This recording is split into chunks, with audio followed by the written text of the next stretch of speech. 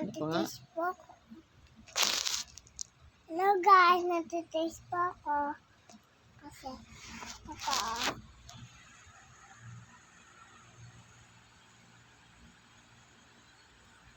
Ano pong tinitrace mo? Nasulat ko. Pangalan mo po? Wow, lapit na school ang baby ko, di ba? Baksak ka ni teacher. Ha? Baksak ka. Bagsak agad? Grabe naman. Hindi Hindi ka babagsak ni teacher. Tuturuan ka ni teacher. Papakit ka naman. Di ka naman nagtitrace eh. Teacher ko. Yan nyo guys. Nagpapakit siya. Yun siya nagtitrace. Kunwaring nagtitrace guys. Ay nako. Cute ba ikaw? Apo. Wow. Tapos very good pa no. Kasi nagtitrace siya ng name no. Wow. Galing naman ang baby na yan.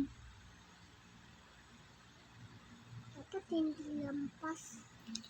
Okay lang lagpas kasi nga ano ka pa lang naman. Nag-aaral ka pa lang. Baka pwede lampas. Okay lang kasi ano pa lang, umpisa pa lang yan eh.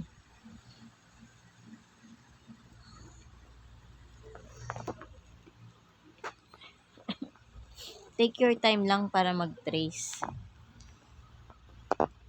Sa sunod, pag alam mo nang magsulat ng pangalan mo ng buo, bawal na mag-trace, 'di ba?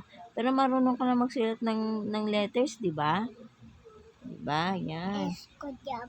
Oh, yes. Good job daw siya, guys. Kasi very good yung baby na yun eh. 'Di ba, guys? Good job.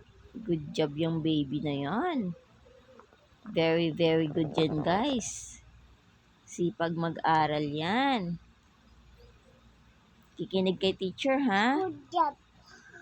Ay, naku guys, tingnan nyo guys. Oh, siya na nag-check. Good job daw siya. Oh, di ba?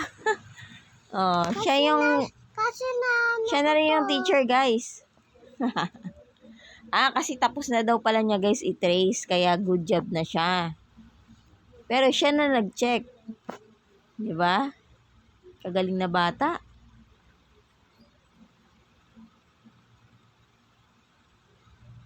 Wow, very good yan.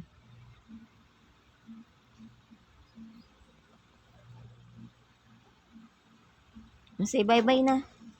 Bakit mabilis? Ha? Bakit mabilis? Okay lang yan. Say bye-bye, guys. Pa. Opo, bibidyo tayo ulit. Madami.